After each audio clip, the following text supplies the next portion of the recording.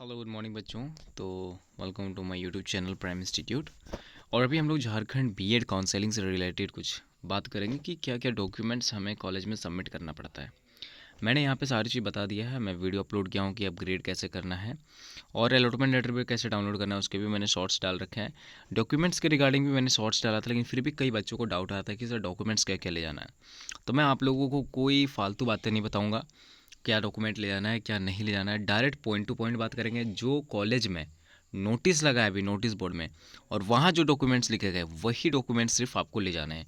और कुछ ऐसी छोटी छोटी गलतियाँ मैं आप लोगों को बताने जा रहा हूँ, वो गलती बिल्कुल ना करें जिससे कि आपका एडमिशन रिजेक्ट हो जाए। ठीक है, तो ये सब गलती बिल्कुल ना करें। और आपका अपग्रेडेशन का डेट जल्द आने वाला है। आज जैसे कि 2 तारीख है, कल लास्ट डेट है 3 तारीख का एडमिशन का। जिसका नाम आ गया है लिस्ट में, आप एडमिशन ले सकते हैं। बाकी इसके बाद जो है अपग्रेड करने का टाइम आ जाएगा, तो आप वहाँ से अपग्रेडेशन का काम कर सकते हैं। ठीक है, तो अभी मैं आपको डॉक्यूमेंट्स बता देता हूँ कौन कौन से डॉक्यूमेंट्स आपको इंपॉर्टेंट है, जो आपको एडमिशन के वक्त ले जाना है, या अभी से आप तैयार कर लो। कोई ना कोई कॉलेज में आपका एडमिशन हो ही जाएगा, अभी काउंसलिंग राउंड बहुत बाकी है। तो ये सब डॉक्यूमेंट अभी से आप रेडी करना स्टार्ट कर दो।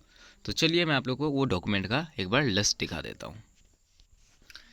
तो ये आप देख सकते हैं मेरे पास एक लिस्ट है, जो कि यहाँ पे नाम आप साफ साफ पढ़ सकते हैं, ग्रेडी कॉलेज ग्रेडी।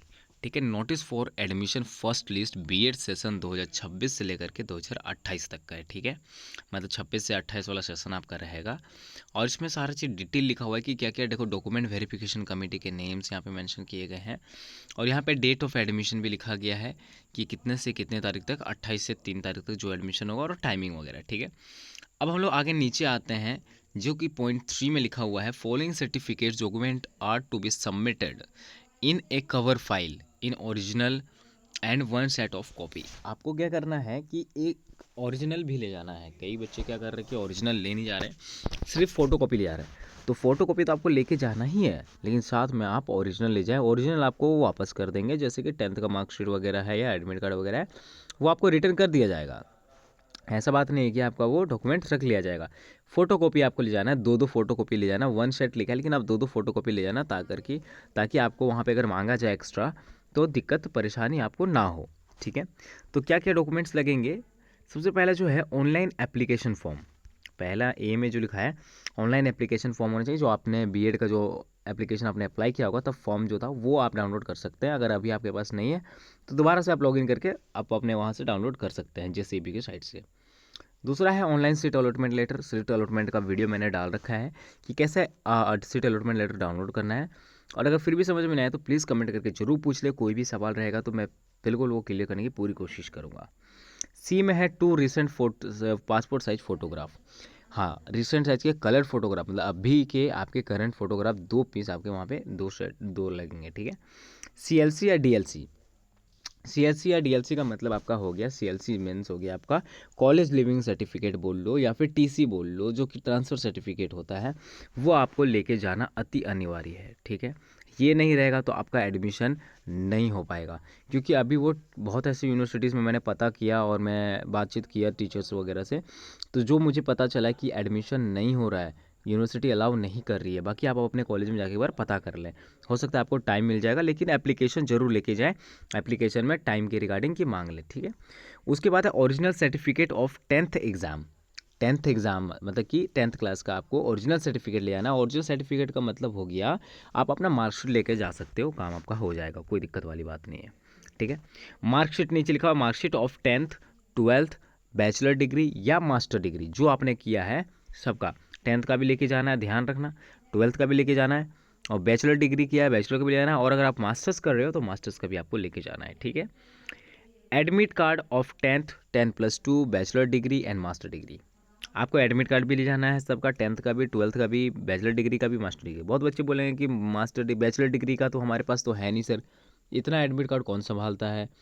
चलिए ठीक है, अगर आपके पास नहीं है तो कोई इशू वाली बात नहीं है, वो आपको कॉलेज में इंस्ट्रक्शन वहाँ पे दे दिया जाएगा, वो कंसिडर किया जाता है। कई चीज़ें माने जाते हैं कि मान लेते हो। ठीक है, तो ये चीज़ है।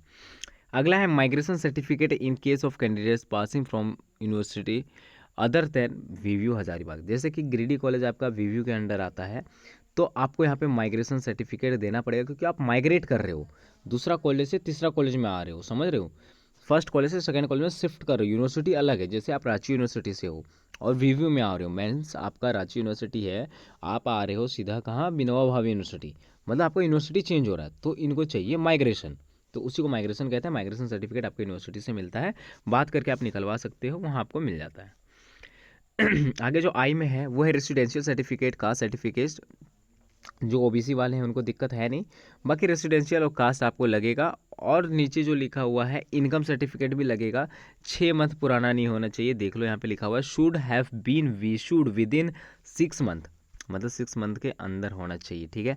और आपका रेसिडेंशियल और कास्ट जो है इशूड विद इन 1 ईयर का आपका होना चाहिए, ठीक है, तो काम आपका हो जाएगा।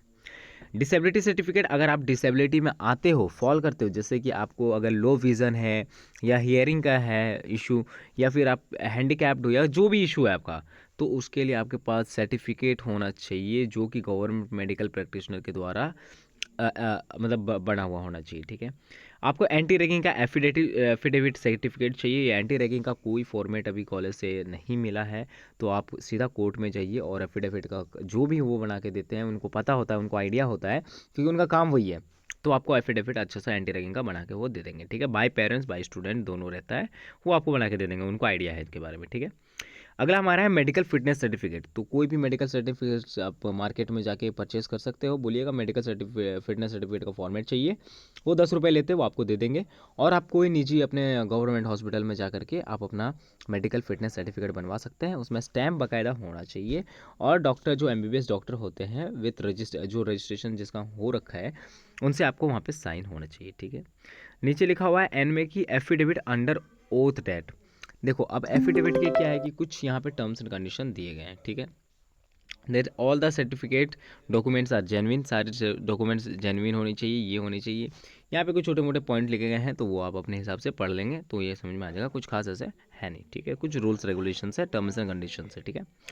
अगला है फर्स्ट ईयर फ़ी इतना लगेगा, देखो जहाँ पे फीस के बारे में थोड़ा दिया गया है, ग्रेडी कॉलेज का आपके फ़ीस अलग हो सकते हैं, वेरी कर सकता है, state I mean district to district, colleges to colleges vary कर सकता है, ठीक है। तो ये मैं नहीं कह रहा हूँ कि यही फीस आपको लगेगा, ये ग्रेडी कॉलेज का है। फर्स्ट ईयर फीस जो है ओबीसी कैंडिडेट का है 65,000 है, SC ST के लिए 60,000 है, will be deposited in the form of DD, आपको DD के फॉर्म में करना है आपका।